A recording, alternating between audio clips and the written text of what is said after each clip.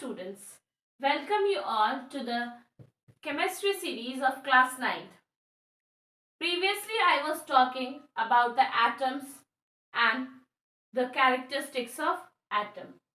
So I have started that how previously that element was named, elements found in periodic table was named. So here I have written some name of element that was written in this form. Means a dot is circled, dot is given, aluminum is written like this, carbon is written like this, oxygen is written like this, phosphorus was, this was the sign of sulfur, lime was written like this, magnesia, magnesium not magnesia, the symbol of magnesia was like that, platinum was like this, barium was like, soda was indicated like. So there was not a particular symbol, means there was a sign convention was that, but not the naming criteria for any of the elements or compound was previously discovered. So Berzelius came and with the help of IUPAC, that was International Union for Pure and Applied Chemistry, has been assigned the name and process of naming the elements name. So the elements according to that IUPAC and Berzelius found that they have given the name the first two alphabets. The first letter should be in capital and the second alphabet should be in the small. Aluminium like Mg, magnesium. So either the first letter will be the first alphabet will be the first and the second alphabet which is going to start, that will be either the second alphabet or the third alphabet. So Mg for magnesium, Al for aluminium was given, sulfur for S, carbon for C. So these were the common names, but some of the names which were taken in Latin form, that was like sodium. Why sodium symbol was Na? Because the symbol was taken from the Latin word named natrium. Next symbol, potassium, which was taken in the name, Latin name, after the Latin name, that was calum. Ferrum, the Latin name for iron was ferrum. Copper, cuprum for copper. Argentinum for silver. Hydrogen for mercury, and plumbum for lead, and stannum for tin. So Sn, Pb, Hg, Ag, and aurum for gold. So gold for aurum. So Au was given for gold. Fe, K, copper. So these were the name according to the Latin name which from which the elements is being derived, it is being given. Now let's come that what is molecule. So molecules are those when two atoms are combined to form either elements or compound. So molecules are divided into two types. One is molecules of atom and one is molecules of compound. So suppose molecules. I have discussed a basic point about the molecule. So molecules are those in which two atoms or more than two atoms are combined.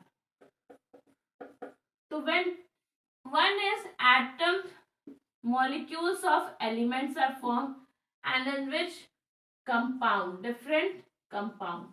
So in this element, two same atom is used, like for H and H, O plus O, P plus P plus P plus P, P4. Here compound is what? H plus O, C plus O, S plus O. So what is this? Here the atoms are present, the same atoms are present, H and H. O and O, P, P, P, P. So atoms in the elements for the same. The molecules of atoms which are present in the same repetition, like hydrogen, H2. So H2 is a molecule. So this is an element. Here HO, H2. H will be present in ratio of 2 and O will be present in ratio of 1. So this will be in ratio of 2:1. Carbon and oxygen, CO2. So carbon will be present in 1 ratio and oxygen will be present in 2 ratio. SO2. Sulfur will be present in 1 and oxygen will be present in 2 ratio.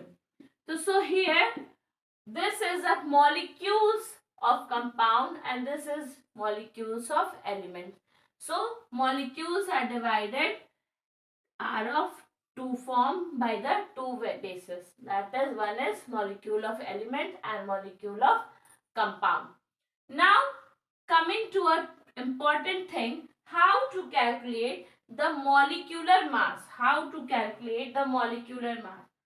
So here molecular mass. So for calculating the molecular mass, what we have to do? Molecular mass. Molecular mass, for finding molecular mass, we must know the mass number of any substance. Suppose we have to find O2, H2. So for hydrogen, the mass number is 1 into 2. Oxygen, 16 into 2.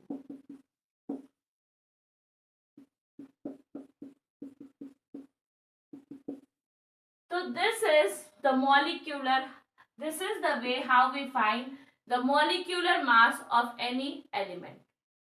Suppose we have to find the molecular mass of a compound, that is H2O. Hydrogen is 1 into 2 and 16. The molecular mass of H2O is 18. Suppose we have to find carbon dioxide. Carbon is 12 plus 32. 44. So this is the way how we calculate the molecular mass of any substance.